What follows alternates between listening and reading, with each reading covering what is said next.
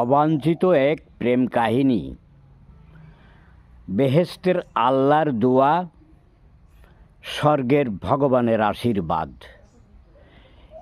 এই দুই উপরওয়ালার আশীর্বাদে যে প্রেম কাহিনী শুরু হয়েছে, তার কতগুলো কথা, যে কথা দিয়ে মানুষকে হয়তো বোঝানো যায় যে পৃথিবীতে অনেক জাতির মধ্যে যে সর্বজাতির যে একটা ভেদাভেদ, সাম্প্রদায়িকতা, এটা যেন নাই বা থাকলো। যেমন আজকের এই প্রেম কাহিনীর মূলত তারই ধারাবাহিক।